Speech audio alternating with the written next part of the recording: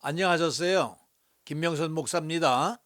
오늘로부터 로마서 14장 새롭게 시작되겠습니다. 로마서 14장은 3주에 걸쳐서 강해가 되겠습니다. 그럼 오늘 첫 시간 14장 1절로부터 5절까지 이제 시작하도록 하겠습니다. 사도 바울이 추구한 문제는요, 지난주까지 13장 국가에 대한 문제, 사랑의 빈 문제, 주님의 재림 문제를 취급했죠, 그죠? 그래서 성도의 자세 문제를 취급했고요.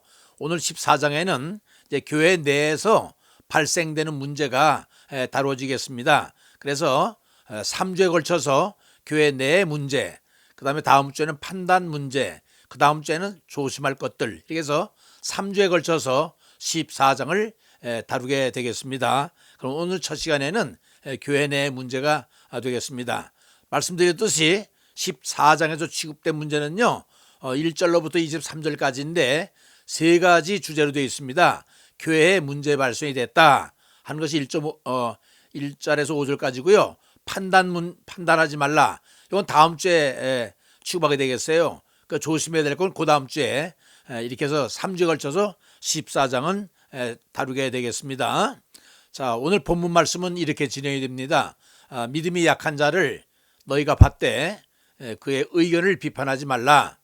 어떤 사람은 모든 것을 먹을 만한 믿음이 있고 믿음이 연약한 자는 채소만 먹느니라. 먹는 자는 먹지 않는 자를 없인 여기지 말고 먹지 않는 자는 먹는 자를 비판하지 말라.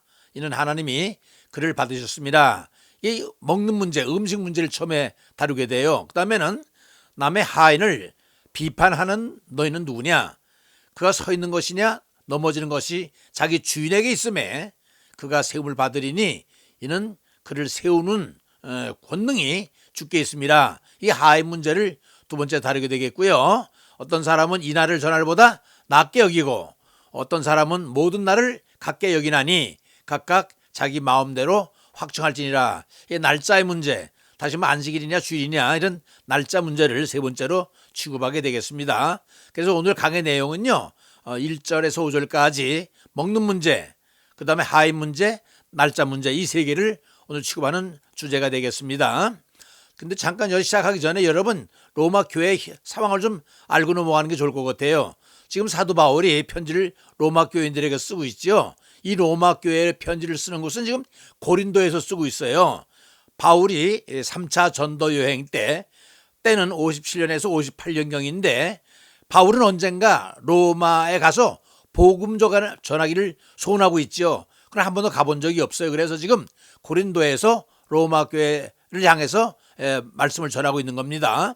왜 로마에 그렇게 가고 싶어 했는가 하니 로마는 당시 수도로서 세계는 로마로, 로마는 세계로 이렇게 일컬어지는 곳이었기 때문에 복음을 효과적으로 전하려면 아무로 수도 로마에 가는 것이 필요할 것 같고 또 소바나까지 복음을 전하려면 전진기지로 로마를 삼으려고 했던 것 같아요. 특별히 로마는 수도이기 때문에 제우스 신전이 있었고 또 황제가 사는 곳이고 가장 번창한 수도이기 때문에 그곳에 가면 복음을 더 효과적으로 전할 수 있겠다 이렇게 생각한 것 같습니다.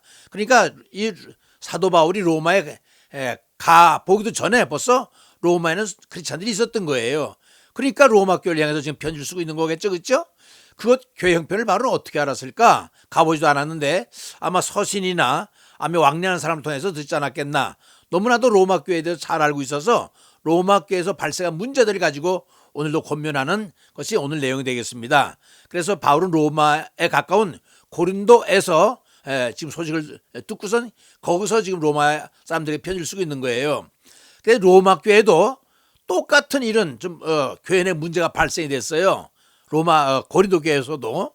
그러니까 아마 그 로마 교회에서 아마 같은 경우니까 이해를 잘하고 있었던 것 같아요. 그리고 지리적으로 지금 고린도가 이태리 로마까지는 얼마 멀지 않거든요.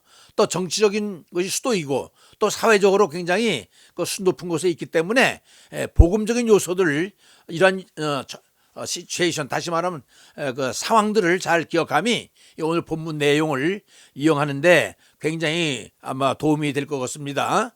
자, 이 정도 먼저 염두에 두고선 이제 본문을 시작하도록 하죠. 제일 먼저 시작되는 것이 먹는 문제입니다. 음식 문제가 되겠죠. 상황이 뭔고 하니 이 14장 전체는 음식 문제를 주로 취급하게 돼요. 그런데 처음 14장 1절서부터 이제 음식 문제가 나왔어요. 왠고하니 당시 로마 시장에 나와 있는 이 고기가 문제였습니다. 고기. 왜냐하면 신전의 제사용으로 사용했던 제물용 고기 있죠. 신전에게 바쳐졌던 거. 그게 시장에 유통된 거예요. 뒷거리를 통해서. 그게 우상에 바쳤던 제물이죠. 그런데 이걸 갖다 사다 먹으니까 정결법이나 부정한 음식에 저촉됨으로 음식에 대한 기피 현상이 발생되는 거죠. 무슨 말인가 하니 우상에 바쳐줬던 이 제물을 먹어야 되느냐, 먹지 말아야 되느냐, 이런 문제가 결국 교회 내까지 문제가 된 거예요. 무슨 말인지 알았죠? 그래서 교회가 소란스러워지게 된 것입니다. 이 교회 내 현상은 어떤 거 하니 그래서 육식을 피하고 채소만 먹는 사람이 생긴 거예요. 왜냐하면 어떻게 제사상에 올랐던 우상의 제물을 갖다 먹을 수 있느냐. 그 먹지 않고 육식을 피하면서 채소만 먹는 사람이 생긴 거예요. 그러므로 자연히 교회 내에 두 그룹이 발생이 되겠죠. 하나는 마음대로 먹는 사람, 아니면 어떻게 그걸 부정한 걸 먹느냐, 이런 사람. 이게 갈등 공해가 발생이 됐죠. 그래서 마음대로 마음 놓고 먹는 사람을 강한 자라고 그러고, 또 망설이는 사람을 약한 자라고 그랬어요. 그래서 오늘 제목을 보세요. 약한 자와 강한 자. 가봐요. 이 문제 때문에 발생된 겁니다. 여기서 먹는 자는 강한 자로, 기피하는 자는 약한 자로. 무슨 말인지 알겠죠? 이런 건 먹으면 안 되지. 이게 망설이는 사람을 약한 자로 취급하는 것입니다. 자연히 이 문제로 인해 교회가 두 그룹으로 분열하게 되고 갈등 관계로 이제 문제가 발생이 된 겁니다. 더 근본적인 이유는 음식물 규정은 유대인들과 이방인들을 구별해주는 가장 확실한 구분점이 된다. 이거 뭔가 하니 이방인들은요, 이 유대인들이 아니었잖아요. 이제 예수 믿는 길 시작한 사람들인데 그걸 잘 몰라요. 우상의 제물이 뭔지 잘 모르는데 유대인들은 이 가증된 거라고 해서 안 먹는 거 철저하게 율법으로 지키는 거 있었잖아요. 그러니까 음식 먹는 걸 봐서도 유대인이나 이방인이나 이 구분점이 된다는 거예요. 또 안식일 문제도 그래요. 유대인들은 얼마나 철저하게 안식일을 지켜요. 그런데 이방 사람들이 예수를 믿게 되니까 그에 대한 인식이 확실하지 않죠. 그렇죠? 이게 경계표가 된다는 거예요. 정결하지 않은 음식을 먹는 거. 벌써 정결하다면 유대인들은 정결한 거, 정결하지 않은 거, 가증된 거, 안 된 걸 분명히 따지거든요. 또 안식일은 목숨 걸고 지키잖아요. 이런 것들이 바로 이방인들과 유대인들의 구분점이 된다는 거예요. 언약에 불충분한 행위에 대한 대표적인 구분점이 이런 것들이 바로 된다. 그래서 강한 자라고 하는 것은 예수를 믿고 믿음이 확실하기 때문에 그거 문제되지 않아. 그까지 믿음에 있는 사람들이 그런 걸 따져 하고, 이 음식 문제를 대수롭게 생각하지 않고 먹는 사람을 강한 자로, 또 개종하거나 새로 믿기 시작한 사람들, 믿음이 약한 자, 어떻게 그 우상의 제물을 먹느냐, 믿음이 확실하진 않아서, 그죠? 확신이 없기 때문에 망설이는 자, 이렇게 강한 자와 약한 자로 교회 내 두 그룹이 발생이 됐다는 얘기입니다. 그런데 이 두 종류를 구분할 때에 믿음이 약한 자와 강한 자라고 그랬죠. 그럼 약한 자는 어떤 사람들이 이에 속하는가? 네 부류가 있습니다. 처음에는 우상 숭배자라고 그러는데요. 여기 갖다 아이달 러러라고 그래요. 아이달 러러. 이교도에서 새로 회심한 자들, 이 우상 숭배자들. 그러다가 이제 새로 예수를 믿게 한 사람들이죠. 고린도서 8장에서 똑같은 문제가 나오는데 이건 조금 이따가 제가 다시 한번 설명을 할 거예요. 왜냐하면 이 우상에 관한 재물을 먹는 문제가 고린도 교회에서도 발생됐거든요. 그래서 고린도 8장에 언급된 사람들과 같이 지나치게 세심한 양심으로 인해서 우상 재물을 먹기를 꺼려하는 사람들, 그걸 우상 숭배자라도 그랬어요. 이제 서로 예수 믿는 사람들, 우상에 바쳐진 고기가 그들의 신앙을 손상시키고 더럽힐까봐 굉장히 염려하면서 소심하게 망설인 사람들이죠. 이 우상 숭배자들이 이 약한 자에 속하고요. 두 번째로 이 약한 자에 속하는 그룹이 뭐냐면 금욕주의자라고 그래요. 이걸 뭐냐면 어세스터즘이라고 그러는데, 저들은 고기뿐 아니라 포도주도 금하는 이교도들과 일부 강경파 유대인들, 그러니까 철저한 유대주의자들은 왜 가증된 거 안 먹잖아요. 그렇잖아요. 이게 포도주, 고기도, 물론 이 우상의 제물에 있던 건 먹을 수가 없죠. 이런 철저한 유대주의자들. 그 당시 SNF파 사람들이 이에 속하는데 여러분 이게 여러분 유대 사회에는 네 가지 파가 있다는 거 여러분 염두에 두면 좋겠어요. 오른쪽에 남아 있죠. 이렇게 바리새파와 사두개파. 여러분에게 도움이 되라고 내가 이렇게 명시를 해놨는데 헤로파와 SNF파가 있어요. 이 바리새파와 사두개파는 유대 역사 속에 사회 속에 깊숙이 자리 잡고 있는 두 파지요. 이 바리새파, 사두개파. 그 차이는 여러분 복음서에서 알고 있지요. 바리새파는 천사의 존재를 믿고 영의 존재를 믿고 부활을 믿는가 하면 사두개파는 이거 세 개 다 안 믿죠. 근데 이 두 파가 항상 대립 관계에 있었는데 예수를 잡아 죽일 때만은 의견이 일치가 돼서 예수를 십자가에 못 박는 이 두 파가 유대 사회 속에서는 아주 강력한 두 파면서 역사 속에 같이 흘러내왔던 지파입니다. 그다음에 헤로파라고 하는 것은요, 이게 친정부파인데 지금 이 유대가 지금 저 유대 민족들이 로마 정부하에 있잖아요. 그래서 로마 정부, 친로마 정부, 또 거기 분봉왕 헤롯 왕 있죠. 여기에 속한 사람들이에요. 그러니까 정부 측에 속해 있는 친여당 측의 사람들, 이런 왕당파라고 그러는데 기득권을 가지고 좀 득세하는 사람들이 이 헤롯 땅에 속해요. 이런 파 하나 있었고요. SNF파는 뭐냐면 이건 반사회파라고 할 수 있는데 바리새파와 사두개파처럼 이렇게 사회 속한 파 아니라 동떨어져 반사회파입니다. 그리고 뭔가 하니 자기네 정결과 그다음에 성결 그다음에 그래서 금식하고 그다음에 금욕을 실시하는 아주 순수 혈통을 신앙을 지키려고 하는 이런 강경파들이에요. 그러니까 반사회적이죠. 누굴 생각하면 되냐면 세례요한을 생각하면 될 거예요. 세례요한이가 사회 속에서 있지 아니하고 동떨어져 그죠? 야인 생활하잖아요. 마찬가지 이 사람들도 자기네 신앙의 순결을 지키기 위해서 절대로 사회에 혼합되질 않아요. 그래서 저기로 1947년에 발견된 사회 근처 쿰란이라는 데 있죠. 거기서 많은 자료가 발굴이 됐는데 이 사람들이 바로 거기 은둔해 가면서 신앙을 지키기 위해서 있으면서 써놓은 기록들이 1947년 발견됐는데 그것을 쿰란 자료라고 그러죠. 그래서 이런 사람들, 이런 네 파가 있는데 바로 이 SNF파는 금욕하며 금식하며 아주 철저하게 자기네 신앙 전통과 순결을 지키려고 하는 아주 대단한 사람들이죠. 아마 세례요한을 생각하면 될 거예요. 그 다음에 세 번째는 이제 율법주의자들인데 이게 바로 바리새파 사두개파지요.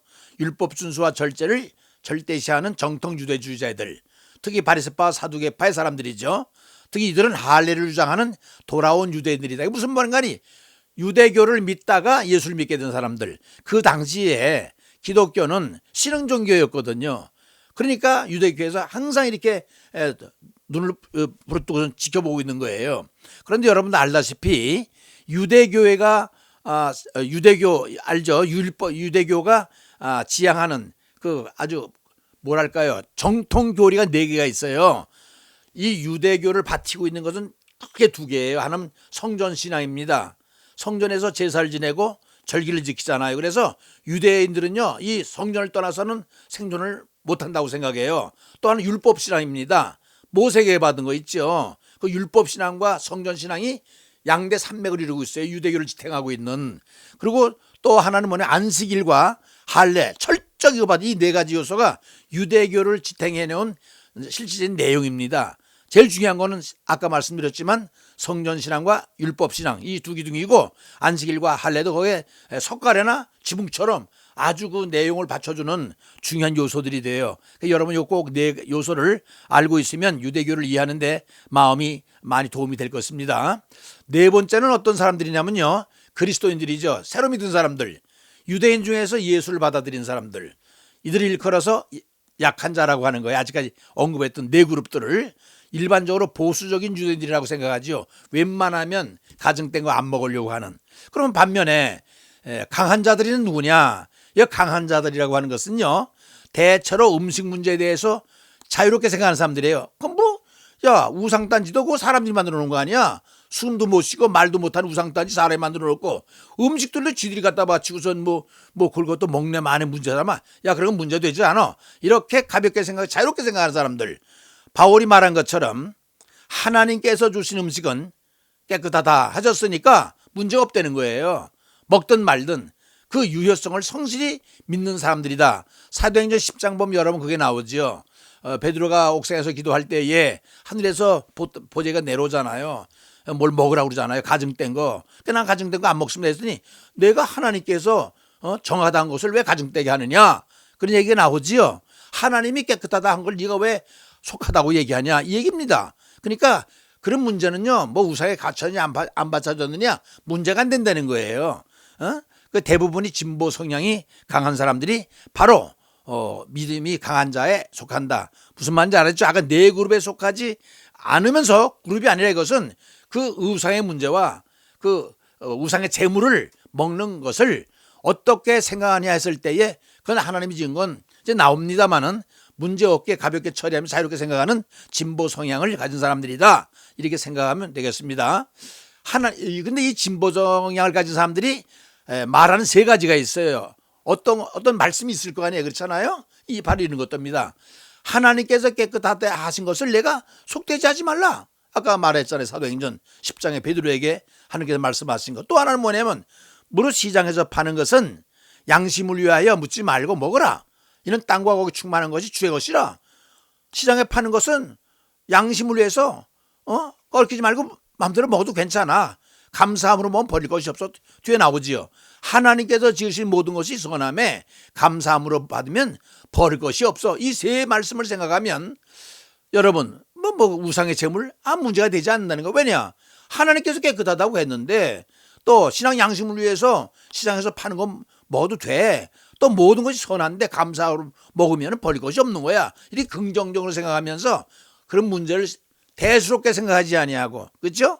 자유스럽게 이렇게 생각하면서 먹는 사람입니다. 그러므로 음식 자체에 속된 것이다 아니다 그걸 따지지 않아요. 그냥 마음대로 제가 신앙 양심에 비해서 문제가 없이 먹는 거예요. 초월한 거죠, 이 문제를. 그렇죠? 그렇게 알고 있으면 되겠습니다. 그래 바울의 견해는요. 먹는 자는 연약한 자의 의심하는 말 비판하지 말고 무슨 말인가 하니 그런 가증된 음식을 먹어라 말아라 이렇게 바울은 얘기를 하진 않아요. 지적하는 것은 뭔가 하니 연약한 자는 연약하는 자의 음식하는 말을 비판하지 마라. 너희 먹는 자들은 먹지 못하는 자를 없이 여기지 말라는 거예요. 또 먹지 못하는 자들은 먹는 자를 향해서 판단하지 말라는 거예요. 먹는 문제로 이견이 생겨서 같이 판단이 애매한 처지에서 바울은요. 먹어라 말아라 딱 결론하지 않고 그 자세가 필요하다는 거예요. 없이 여기지 말고 서로 비판하지 말라는 거죠. 그러면서 바울은 그 문제에 대해서 예수노를 노 코멘트를 해요. 근데 여러분 아까 말씀드렸지만은 로마에서 이 우상에 바쳐졌던 재물이 문제가 됐듯이 이 고린도 교회에서도 똑같은 문제가 발생된 거예요. 우상의 재물을 먹어야 되느냐 안 되느냐. 참 놀라운 건요. 이사야 34장 16절에 있는 것처럼 너희 여호와 책을 자세히 읽어봐라. 자세히 읽어보면 그것이 짝이 없는 것이 없고 빠진 것이 하나도 없어. 이는 여호와의 입이 명하셨고 여호와의 신이 명하셨고 여호와의 입이 모아서 그렇다. 무슨 말인가 하니 모든 게 짝이 있다는 거예요. 그런데 우상의 제물에 대한 그 로마서의 문제가 고린도 8장 여기에 해답이 있는 거예요. 이거 보면 우상의 제물에 대해서 딱 두 가지를 언급하고 있어요. 고린도서 8장 1절은 뭐라고 언급해주고 있는 거 아니? 우상의 제물에 대해서. 또 고린도서 8장 4절에는 우상의 제물을 먹는 일에 대해서 아주 정확하게 나와 있잖아요. 그러니까 지금 우리가 본문을 지금 다루고 있는 이 로마서 14장 1절과 5절의 문제는요. 결국 해답은 고린도서 8장 1절과 4절이 답이에요. 여기는 뭐라고 나왔어요? 여기 성경 말씀 그대로 제가 적어놨습니다. 제물에 대해서는 뭐라고 그랬어요? 8장 1절에 우리에게는 다 지식이 있는 줄 아나니 누구든지 하나님을 사랑하면 하나님이 아시는 바 되었느니라. 이게 무슨 말인 거 아니? 야, 그 제물이라는 거 너희들이 음식을 만들어 놓고 제물 바친 거 아니야. 또 우상단지도 그거 너희들이 만든 거 아니야. 뭐 너희들이 만들어 놓고 왈가불가 문제 되지 않아. 그거는 뭐 어떠냐. 먹는 그 문제가 아니라 초점은 하나님에게 있는 거야. 우리가 하나님을 사랑하면 그런 건 문제 되지 않는 거라고 왜 문제 삼느냐. 제물에 대해서는 문제를 삼지 말라는 거예요. 충분히 하나님을 아는 지식이 있으면 문제가 될 게 없다. 그래서 이 고린도서 8장 읽어보면요. 두 가지가 중심 사상이에요. 하나는 제가 그리는 색깔로 표시해놨죠. 너희들이 지식이 있어야 돼. 무슨 지식이에요? 하나님에 대한 지식이 있으면 그건 먹는 문제는 아무것도 아니라는 겁니다. 또 하나는 뒤에 나오겠지만 자유함이라는 게 있는데 이제 설명도 들어갈게요. 두 번째는 우상의 재물을 먹는 일에 대해요. 아까는 재물에 대한 거고 이번에는 우상의 재물을 먹는 일에 대해서 설명하고 있어요. 우상은 이 세상에서 아무것도 안 그러잖아요. 니들이 만들어 놓고 뭐 니들이 음식을 바치고 그걸 문제 삼냐? 우상이라고 하는 것은 이 세상에서 아무것도 아니야. 비록 하늘과 땅에 많은 신과 주가 있으나 한 하나님이 계시고 한 예수 그리스도가 계시니 만물은 그에게서 말미암고 그런 말미암았느니라. 무슨 말인 거 아니? 온통 하나님은 모든 것을 창조하시고 운영하시고 계획하시고 모든 것이 하나님의 것인데 너희들이 만들어 놓은 아무것도 아니고 음식 문제 가지고 왈가불가 떠드냐 이 말입니다. 무슨 말인지 알겠죠? 이게 먹는 일에 신경 쓸 게 없다는 거예요. 식물은 하나님 앞에 세우지 못하나 그러잖아요. 식물이라는 것은 하나님 앞에서 내세울 만한 문제가 되지 못해. 우리가 먹지 않아도 부족함이 없고 먹어도 풍족함이 없으리라. 이건 뭐냐면 식물은 하나님 앞에서 문제 삼지 말라는 거예요. 언제 그렇잖아요. 하나님 갖다 바치라고 그래. 저희들이 음식물 갖다 바쳐놓고 먹네 안 먹네 못 먹네 그걸 왈가불가 할 게 없다는 거예요. 하나님을 제대로 믿으면. 그래서 마지막에 뭐라고 그랬어요? 그런즉 너에게는 자유함이 있다고 그랬잖아요. 하나님께는 다 풀어준 걸 갖다 왜 너희들이 우상을 만들고 우상의 재물을 먹고선 그걸 갖다가 이거 자꾸 얽어매냐 이거예요. 그래서 이 고린도서 8장 보면요, 우상에 대해서는 너희들이 충분한 지식이 있어. 그 지식의 내용이 뭐예요? 하나님이 주장하는데 또 먹는 일에 대해서는 모든 게 자유로운데 그건 너희들이 왜 문제를 삼아? 그건 문제가 되지 않는다는 거예요. 문제가 되는 것은 뭐냐면 하나님을 제대로 알고 있느냐 하는 지식이 있느냐. 하나님께 우리에게 자유를 줬는데 왜 허락한 자유 풀어준 자유를 갖다가 니들이 올가미를 만들어가지고 먹네 마네 난리냐 이 말인 거예요. 무슨 말인지 알겠죠? 그래서 이 음식물에 대해서는 지식이 있고 자유함이 있으면 또 하나님을 제대로 알면 문제가 없다. 그러니까 너희들 비참하네 비판하고 판단하고 약하니 강하니 왈가불가 하지 말라는 거예요. 문제가 되지 않는다. 무슨 말인지 알겠죠? 해답은 여기 있는 거예요. 그래서 서로 비판하지 말며 판단하지 말라. 이게 문제지 먹고 안 먹고 그거 따지지 말자는 거예요. 먹는 자도 주를 위하여 먹고 감사로 먹으면 버릴 게 없다고 그랬잖아요. 먹지 않은 자도 주를 위하여 먹지 않고 망설이는 건 누구 때문에 망설여요? 믿음을 가졌기 때문에 망설이는 거예요. 결국 하나님을 믿는 건데 그거 다 옳은 거 아니냐. 왜냐하면 이는 하나님이 저를 받으셨습니다. 인정했다는 거예요. 하나님이 결론을 내린 걸 갖다 너희들이 왜 왈가불가하냐 이 말입니다. 그렇다면 그 뜻은 무엇인가? 하나님이 먹는 자들을 인정하셨다는 거예요. 왜? 하나님께 지으신 것이 다 선하다고 그랬잖아요. 그렇죠? 또 하나님이 정하다 한 걸 갖다 너희들이 부정하다고 얘기하지 말라고 사도행전 10장에 베드로에게 분명히 얘기했잖아요. 그리고 시장에 파는 것은 양심을 위해서 감사함으로 먹으면 버릴 것이 없다고 다 긍정적으로 풀어줬다는 얘기죠. 이 말씀은 쌍방이 다 인정해야 하며 최후에 권면하는 것으로 받아들이라는 거죠. 그래서 뭔가 하니 결국 자신의 신앙 양심, 그렇죠? 확신, 주님을 바로 믿고 하나님을 바로 믿으며 말씀을 제대로 믿으면 하나도 문제될 게 없다. 그러나 이런 건 있어요. 고린도서 8장 뒤에 보면 이런 말이 있어요. 사도 바울이 모르는 거 아니? 나는 자신 있지만은 내가 우상의 재물을 먹어도 괜찮은데 믿음이 약한 자가 그걸 먹고 시험에 들으면 나는 평생 고기를 안 먹겠다 하는 것이 고린도서 8장에 나와요. 무슨 말인 거 아니? 나는 괜찮지만 내 신앙으로 인해서 내 행위를 통해서 상대방이 시험을 받는다면 그건 시험을 주면 안 된다는 거죠. 약한 자에게는 약한 자 그런 모습을 보여주면 안 된다는 거예요. 무슨 말인지 알겠죠? 그러니까 내가 이걸 먹었을 때 상대방의 시험을 받거나 이 지장을 받으면 먹지 않는 것이고 이 사람이 충분한 것을 이해할 만하면 먹어도 상관없고 그러니까 나는 괜찮지만 상대방을 의식해서 거기에 따라서 행동을 하라는 얘기예요. 무슨 말인지 알았죠? 사도 바울은 내가 만약에 우상의 재물을 먹었을 때 상대방이 실족하게 된다면 나는 죽어도 평생 고기를 안 먹겠다 그래서 그러니까 무슨 말인지 알겠죠? 내가 먹는 거 안 먹는 거 상대방에 영향을 끼치는데 부정적인 영향을 끼쳐서는 안 된다는 거예요. 왜? 그 사람도 저 사람이 우상의 재물을 먹는구나. 그럼 나도 먹어야 되겠네. 따라하면 죄를 짓게 되는 거니까 그렇게 영향을 미쳐서는 안 된다는 거죠. 이해되죠? 그 얘기를 하고 있습니다. 자, 현대 성경의 해석은 그냥 제가 참고로 달아놨는데요. NIV는 시비거리가 되는 문제로 판단하지 말고 믿음이 연약한 자를 받아들이시오. 긍정적으로 보라는 거죠. 킹 제임스 버전에는 믿음이 연약한 그를 받아들이시오. 그러나 의심스러운 마음으로 시비를 하지만 우상의 재물 먹고 안 먹는 게 문제가 아니라 그 사람들 비판하고 판단하지 말라는 거예요. 또 필립스라고 하는 성경에는요, 믿음이 연약한 자를 환영하시오. 그러나 양심의 가책이 되도록 논쟁하겠다는 생각은 하지 마시오. 똑같은 내용입니다. 이거 참고로 달아놨어요, 제가 그냥. 자, 교회 안에서, 근데 이번에 여러분, 교회 내 먹는 문제가 생겼기 때문에 제가 오늘날 교회 내에서 문제되는 것이 뭔가 하니 크리스찬의 음주 문제입니다. 흡연과 음주 문제인데 교회 내에 로마 교회에서 그런 문제가 발생이 됐고 고린도 교회도 그런 문제가 발생이 됐는데 그 사람들은 우상의 제물이었지만은 오늘 현대인에게는 이 흡연과 음주를 어떻게 취급해야 되느냐, 아마 음식 문제가 나왔기 때문에 아마 이거 한 번 좀 짚고 넘어가야 되지 않겠는가, 정리를 해드려야 되지 않겠는가 생각을 해서 제가 주제를 잡았습니다. 그래서 크리스찬의 음주 문제는 어떻게 할 건가, 이제 견해드리는데 두 가지 견해가 있어요. OK형이 뭐냐면 문제가 없다, 용납형이죠. 이건요, 먹을 수 있다, 그러나 취하지만 안 된다, 취하지만 않으면 된다, 이렇게 피하는 사람이 있어요. 적당히 한두 잔 마시는 건 괜찮지 않은가. 또 캐톨릭에서도 허용하는 문제인데 왜 신교에서만이 자꾸 그 문제 잡느냐, 이런 사람도 있고, 실수하지 않을 정도로 먹으면 괜찮다, 이런 거. 건강에 혈액순환이 어느 정도 도움이 된다. 그 혈액순환이 참 좋은데 뭐 조금씩 먹는 거 괜찮지. 구약에서는 금했으나 신약에서는 문제가 없다, 이렇게 하면서 그냥 용납하는 형, 이게 넘어가는 사람이 있어요. 그러니까 음주를 해도 괜찮다, 이거 허용하는 형이란 말이에요. 그걸 갖다 제가 OK형으로 잡아봤고요. 네버형이 있어요. 네버 뭐냐, 결코 뭐뭐 아니다죠. 부정형으로 보는 사람. 어떤 사람이냐, 절대 먹어서는 안 된다, NO!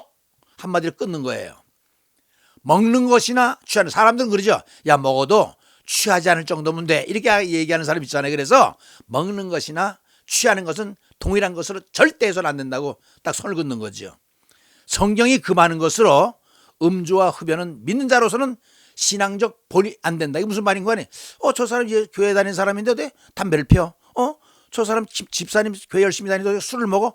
이렇게 믿는 사람의 그 기준을 세상 사람들은, 단순한 사람들은 담배 피고 술 먹는 것으로 기준을 잡아요. 무슨 말 알겠죠? 그러니까 그런 사람을 위해서도 본이 안 되기 때문에 먹어서는 안 된다는 거예요. 우리도 그러잖아요. 아마 그 순수한 그 신앙인들은 그럴 거예요. 술 먹는 집사님 보면 깜짝 놀랄 거예요. 장로님 안 되지, 이렇게 하는 사람이 있는데 바로 그걸 얘기하는 거예요. 신앙의 본이 안 된다는 거. 이런 음주를 하는 것은 마귀의 짓이며 죄를 짓게 하는 것이므로 영적 방해물이기 때문에 먹어서 안 된다. 이것도 똑같이 단호하게 선을 긋는 거죠. 쳐다보아서도 안 된다. 왜냐하면 반드시 독이 되고 실수하게 만들기 때문에 술이라는 것을 먹으면 안 된다.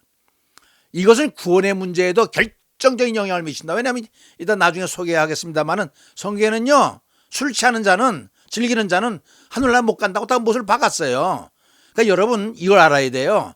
내 생각에는 뭐 그런 것 같은데, 내 생각이 필요한 게 아니라 성경에서 무엇을 얘기하느냐, 우리는 생활의 표준으로서, 기준으로서 성경이 뭐라고 얘기하느냐, 그걸 우리가 신경을 써야 돼요. 그래서 크리스찬으로서는 절대 허락해서는 안 된다, 이렇게 네버형이, 부정형의 사람이 있다는 거 여러분에 소개하면서 보세요. 음주에 대한 성경적 교훈을 한번 살펴볼까요? 술의 해독에 대해서 구약에서 언급해 놓은 곳에 몇 군데 있어요. 아주 많은데 한 30군데 있는데 제가 몇 가지만 추렸습니다. 그 가운데서 공의를 위해서 굳게 한다는 거예요. 이 술을 취하면요, 공의를 굳게 한다. 술을 마시다가 법을 잊어버린다. 굳게 판단한다는 거예요. 공의를 굳게 할까 두렵다. 잘못되는 거지요. 수치를 당하게 된다. 노아가 술 먹고 실수했잖아요. 자기 사랑하는 아들 세 아들을 그 한 같은 걸 저주를 했잖아요. 술 때문에 빚어진 사건 아닙니까? 또 도덕적으로 타락하게 된다. 롯 보세요. 술 먹고 딸들과 동침하잖아요. 그것이 암몬 자손이 됐고 모압 자손이 됐잖아요. 여러분 술 먹으면 이렇게 돼요. 어떻게 딸과 동침합니까? 이거 술의 영향 아닙니까? 그죠? 또 재앙, 근심, 원망, 불행이 닥친다. 잠언서 23장 29절에 말하고 있어요. 그건 술 먹지 말아라. 재앙이 누구에 있느냐? 근심이 누구에 있느냐? 분쟁이 누구에 있느냐? 술에 잠긴 자에게 있고 혼합한 술 구하러 다니는 자에게 있느니라. 재앙이 술 먹는 사람한테 생긴다는 거예요. 무슨 말인지 알겠죠? 이게 술의 해독에 구약에서 얘기하는 건데 하나 더 있어요. 미혹을 받게 된다는 거예요. 술을 먹으면. 호세아 4장 11절 음행과 묵은 포도주와 새 포도주가 마음을 뺏어간대요. 그래 먹지 말라는 거예요. 구약에서는. 그러면 신약에서는 뭐라고 언급되어 있는가? 신약에서는요. 에베소 5장 18절 오늘 우리 지난주에 배웠던 로마서 13장 13절 그 어거스틴이 변화된 말씀이 뭐가 나와요? 방탕하게 된다는 거예요. 술 취하지 말라. 이는 방탕하게 하는 거야. 딱 설 긋는 거죠. 또 음행을 행하고 패망하게 돼. 계시록 18장 3절에 그 음행의 진노에 포도를 인하여 만국이 무너져 내린대요. 나라가 망한다는 얘기죠. 또 결정적인 무서운 건 여기 있어요. 하나님의 나라에 절대 못 들어간대요. 고린도서 6장 9절 10절에 보면요. 불의한 자가 하나님의 나라를 유업으로 하지 못할 줄을 알지 못하느냐. 음란하고 우상숭배하고 간음하고 술 취한 자가는 하늘 나라를 유업으로 받지 못하리라 라고 서를 딱 걷기 때문에 여러분 이 술을 단순하게 생각하면 안 돼요. 그러니까 술 취한 자의 결과를 한번 볼까요? 이 술 취하게 되면 하나님을 거역하게 된다는 거예요. 새 포도주로 인하여 나를 거역한다. 아주 못 박았잖아요. 호세아 7장 14절에. 또 방탕하게 된대요. 술 취하지 말라. 이는 방탕한 것이야. 또 영적 무감각이 된대요. 우리가 독주를 잔뜩 먹자. 오늘날같이 넘치리라. 이 영적 무감각해지는 거죠. 멸망한다고 그랬어요. 술을 마시는 것 같이 취한 그들이 마른 지푸라기처럼 다 털고 없어질 거라고 그랬어요. 멸망한다는 얘기죠. 또 화를 당한다고 그랬어요. 독주를 빚게 이룩한 그들은 화했을진저. 제일 중요한 건 뭔가 아니 하나님 나라에 못 들어간다고 그랬어요. 고린도전서 6장 9절에도 그랬지만은 계시록에도요. 술 취한 자는 하나님의 나라를 결코 유업으로 하지 못한다고 아주 못을 박아놨으니까 여러분 이거 쉽게 생각하면 안 됩니다. 그래서 보면요. 자, 술에 대한 경고를 내가 몇 개 적어놨는데 영적 성도에게 좀 참고가 될까 해서 뭔가 아니 마시지 말라고 그랬어요. 포도주와 독주를 마시지 말아서 너의 사망을 면하라. 이는 너의 대대로 영영한 교회. 대대로라고 그랬어요. 구약과 신약과 영원히 오는 세계까지 대대로 영영이 구래니까 여러분 잘 생각하라는 거예요. 그러니까 먹어도 취하지 마라 이렇게 변명하지 말고 마시지 말고 분명히 영영 구래니까 지키라는 거지요. 둘째는 뭐냐? 취하지 말라. 술 취하지 말라. 이는 방탕한 것이니 오직 성령의 충만함을 받으라고 그랬어요. 그죠? 그 다음에 보지도 말라고 그랬어요. 포도주는 붉고 잔에서 번쩍이며 순하게 내려가나니 너는 그것을 보지도 말지어다. 그러니까 마시지 말고 취하지도 말고 보지도 말라고 강력하게 술에 대해서 우리 성경은 그렇게 말해주고 있습니다. 자, 여러분 아직까지가 1번 문제 음주 문제 아니라 음식 문제를 다뤘어요. 오늘 세 문제가 있다고 그랬죠. 먹는 문제와 하인 문제하고 그 다음에 날짜 문제인데 그 다음에 쭉 읽어나가면 쉽게 끝나요. 금방. 남의 하인을 비판하는 너는 누구냐. 그가 섰는 것이나 넘어지는 것이 자기 주인에게 있음에 그가 세움을 받으리니 이는 그를 세우시는 권능이 주께 있습니다. 무슨 말인 거 아니? 당시 로마에는 전쟁 포로가 많았죠. 왜? 전쟁이 많았기 때문에 전쟁에서 이기면요 다 죽이든지 남자나 여자는 다 노예를 끌고 오는 거예요. 이 로마실에 노예가 많았죠. 당시에는. 여기서 말하는 종은 오이케데스로 둘로스라고 하는 이 종에 천한 노예의 종이 아니라는 거예요. 신분이 있는 가정의 집사 알죠? 집안일 다 관리해서 맡아 하는 사람 왜 종을 얘기하는데 그러니 강한 자든 약한 자든 함부로 니들이 왜 그 사람을 판단해?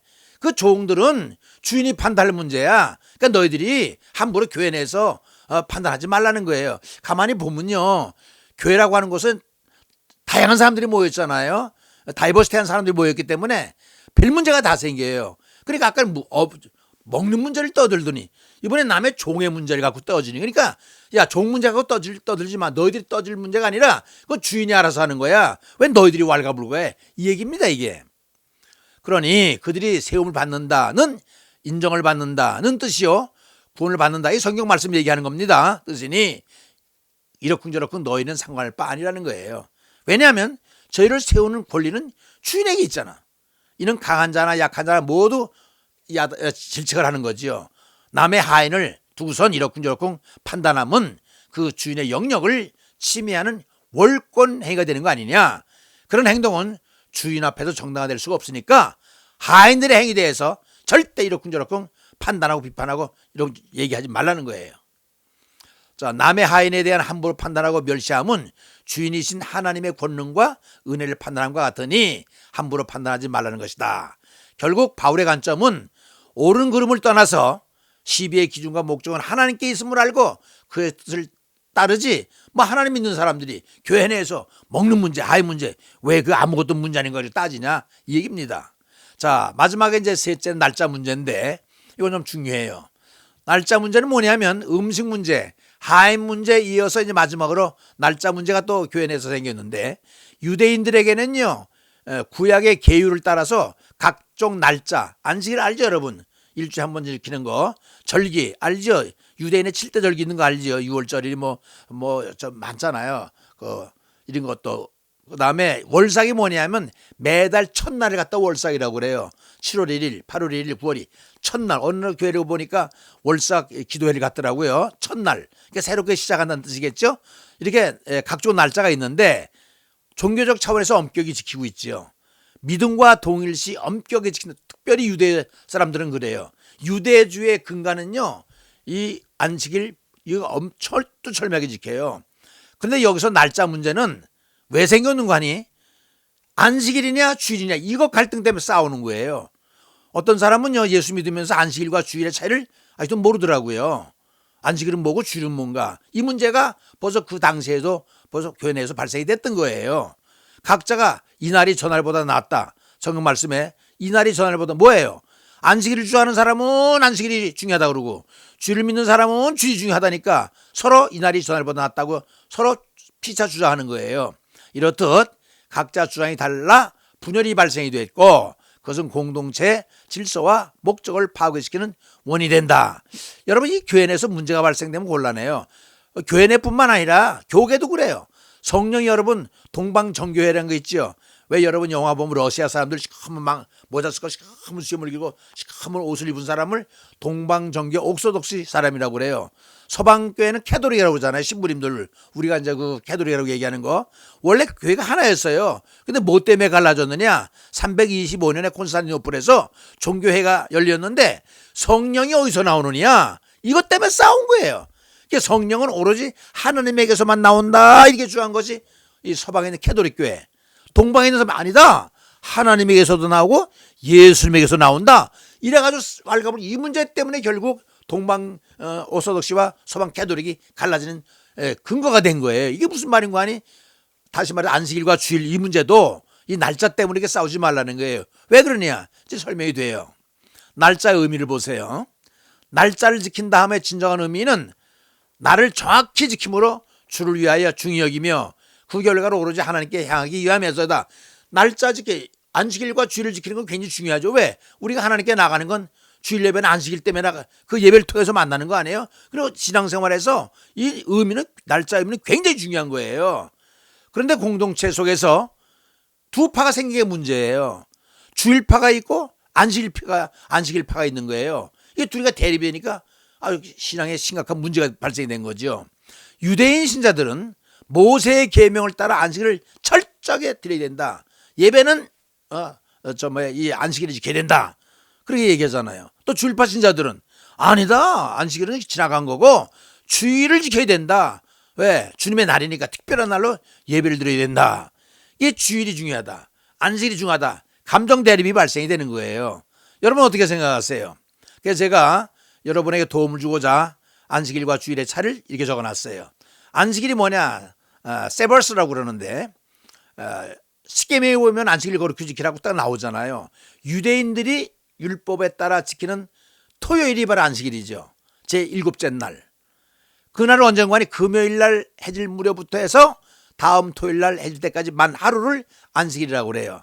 안식일은 토요일을 맞아요. 안식일을 주일하고 우기면 안 돼요. 진정한 의미의 안식일은 토요일이에요.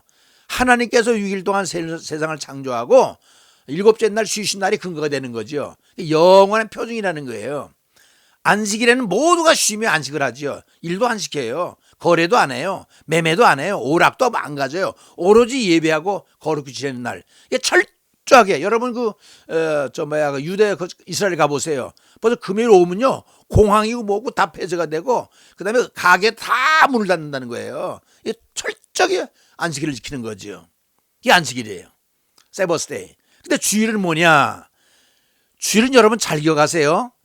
안식일은 모세로 인해서 율법에서 생긴 거지만 주일은 예수님이 때문에 생긴 거예요. 율법의 완성이 예수님께서 율법을 완성하러 오셨잖아요. 쭉 주님께서 부활한 날. 그래서 로드스데이라고 그래요. 이 구원의 날이기 때문에 안식일이 중요한 게 아니라 주님께서 부활하신 이 날이 중요하다. 그리고 예수님은 안식일의 완성자이기 때문에 율법의 완성자이기 때문에 안식일이 중요한 게 아니라 예수님께서 부활한 날이 더 중요하다 해서 이 주일로 지키는 거예요. 그러니까 주님은 안식일의 주인이라고 그랬잖아요. 그래서 주일을 지키는 거예요. 무슨 말인지 알겠죠? 그러니까 주일날은요 부활 후 제일 처음 제자들에게 나타났을 때도 이 주일날 나타났거든요. 또 성령 강림이 언제 했느냐? 예수님이 가신 후에 열흘 있다가 성령 강림이 하잖아요. 초대교회에. 그것도 주일날이에요. 또 초대교회가 처음 예배드린 날도 주일날이에요. 그러니까 우리 기독교에서는 예수님이 구원의 중심이니까 율법의 완성이니까 안식일의 주일이니까 주일을 더 중요하게 지키는 거예요. 이제 아셨어요? 유대인들은 안식일을 모세 율법에 의해서 근거를 지키고 우리는 신약의 복음을 중심으로 해서 예수 그리스도를 중심해서 주일을 지키는 거예요. 이제 차이를 알겠어요? 그러니까 어떻게 넓은 의에서 보면 둘 다 안식일이지만은 차이가 있죠. 그죠? 어디에다 강조점을 두느냐. 우리 예수 그리스도가 구원이기 때문에 더 강조점을 두는 거지요. 이제 아시겠어요? 자, 바울의 주장과 관심은 어떻게 되느냐 볼까요? 바울은 이러한 갈등과 다툼을 근본적으로 잠재울 수 있는 분명한 기준을 제시해 주는데 그 해답이 바로 6절 9절에 나타나요. 다음 주에. 즉 그리스도를 위하여. 그러니까 먹는 문제도 우상의 제물이냐 아니냐 이걸 따지지 말고 그리스도를 생각하고 하나님을 믿는 믿음만 있으면 문제가 되는 거 아니야. 똑같이 이 날짜 문제도 그리스도를 생각한다면 이 문제는 문제될 게 없다는 거예요. 그리스도를 위하여라는 이 말 한마디로 분쟁과 다툼과 갈등을 종식시켜버리는 거예요. 누가 구원의 완성자인가요? 누굴 통해서 구원을 받나요? 예수 그리스도 아니에요? 그럼 예수님의 날을 지켜야 되는 거 아니에요? 그러니까 안식일이 예수 날 때까지 지켜왔다면 이제 탈바꿈을 해야죠. 성도들로 하여금 위로부터 하나님께로 부르신 거룩한 부르심의 그 부름을 깨닫고 뜻을 깨닫고 구원의 주 되신 예수 그리스도를 위한 성도의 삶에 전념할 것을 단호하게 사도 바울은 권면하고 있죠. 무슨 얘기가 아니? 예수님이 초점이니까 주의를 강조하고 있는 거죠. 사도 바울은 철저한 유대주의 아니었었어요. 안식일 목숨까지 지켰잖아요. 그러나 이제 그리스도가 중심이 됐기 때문에 이제 주의를 강조하고 있는 거예요. 그래서 오늘 본문 이 내용의 결국은 뭐냐면 무엇을 먹느냐, 안 먹느냐, 먹지 말아야 되느냐 그런 문제, 음식 문제라든가 판단하느냐 안 하느냐 이런 남의 하인 문제, 주인의 올권 행위하는 거, 이날을 지켜야 되느냐 전날을 지켜야 하는 이 날짜 문제 이런 거 인생과 신앙의 궁극적인 문제는 그런 문제에 있는 초점이 있는 것이야. 예수 그리스도를 위하느냐 우리 하나님을 위하느냐에 달린 것인데 거기에 초점을 두지 말고 그리스도를 바라볼 때 문제가 해결된다. 그래서 뭐라고 결론을 내리고 있는 거 아니? 살아도 주를 위해 살고 죽어도 주를 위해 죽고 사냐 죽으나 주의 것이로다 이렇게 결론을 내리는 거예요. 그 밑에 보면은 그 똑같은 말을 영어로 달아놨는데 노란 거는 동사예요. If we live 우리가 산다면 그죠? 이게 조건절이죠. We live 이게 동사예요. To the Lord 하나님 위해 살 것이요. And we die 우리가 죽는다면 이게 조건절이죠. We die to the Lord. 하나님 위해서 죽을 거야. 그러니 whether는 인지 아닌지요? We live or die. 우리가 살든지 죽든지 we belong to. belong to는 어디에 속하는 거지요? We belong to the Lord. 우리는 하나님께 속했다. 이렇게 되니까 음식 문제, 하인 문제, 교회 내 소라는 문제 이것은 결국 뭐냐면 예수 그리스도를 안 바라봤을 때 문제가 사람을 바라볼 때 생기는 거예요. 예수를 바라보고 말씀을 중요하게 한다면 이건 다 하찮은 것들인데 그거 갖고 싸우지 말라는 거예요. 오로지 예수 그리스도 우리가 죽어도 주를 위해 죽고 살아도 주를 위해 사는 그런 신앙을 가져야 된다 하는 것으로서 오늘 강의 내용을 마치도록 하겠습니다. 우리 잠깐 기도하시겠습니다.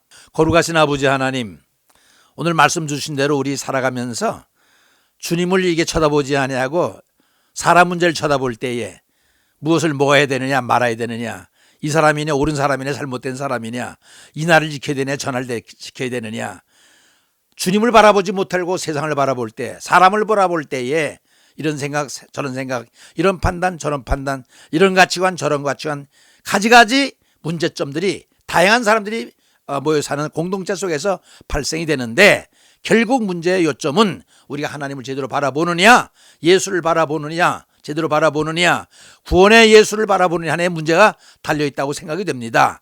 오늘 복잡한 현실 교회들을 바라보면서 다양한 사람이 있기 때문에 많은 문제가 생기는데, 그걸 바라보지 말고 하나님께서 풀어준 걸 갖다가 다시 사람이 얽어매는 이러한 어리석은 짓을 하지 말고 예수 그리스도를 바라보면서 생활의 표준, 우리 생활의 기본이 되는 말씀을 통해서 하나님의 말씀대로 순종할 수 있는 이러한 우리의 수준 높은 삶을 살아갈 수 있도록 도와주셔서 약한 자가 되지 말고 말씀에 또 구원에 대해서 강한 자가 될 수 있도록 도와주셔서 어느 자리 어떤 환경에 있더라도 흔들리지 않는 확고한 믿음을 가질 수 있도록 도와주시옵소서. 특별히 이 로마서는 변화의 말씀이니까 하나님 이 말씀을 들으면서 하나의 지식으로만 머리에 쌓지 말게 하시고 말씀을, 생명의 말씀을 받아들여 변화받은 놀라운 역사를 삶의 현장에서 나름대로 다 경험하게 하시고 그것이 고백이 되고 간증이 돼서 정말 변화된 모습을 통해서 우리 하나님 영광 돌리는 이런 삶을 살아갈 수 있도록 도와주옵소서. 아픈 사람도 말씀을 듣는 가운데 모든 허약하고 약한 것을 떨쳐버리고 건강으로 회복하시고, 부정적이고 잘못 생각하고 자기가 찬이라고 가치관이라고 주장했던 모든 걸 떨쳐버리고 말씀이 뭐라고 말해주고 있는가, 예수님이 뭐라고 말해주고 있는가, 하나님이 뭐라고 말해주고 있는가, 성령님은 무엇을 원하시나 라고 하는데 초점을 맞추면서 우리의 삶의 방향을 하나님께 맞출 수 있는 주바라보는 주바라기의 삶을 살아갈 수 있도록 도와주셔서 우리의 삶이 좀 윤택하고 하나님 보시기에 아름답고 정말로 아버지 하나님의 자유함을 얻는 이러한 자유를 느낄 수 있도록, 해방을 느낄 수 있도록, 감사함을 느낄 수 있도록 생활에 얽매이지 않고 하나님께 우리가 참 이렇게 축복을 받는 삶을 살아갈 수 있도록 은혜를 베풀어 주시옵소서. 이 말씀을 듣는 모든 사람들이 삶의 현장에서 정말로 변화받은 놀라운 역사가 성령을 통해서 경험되기를 간절히 소원하면서 존귀하신 예수 그리스도의 이름으로 간구했사옵나이다. 아멘.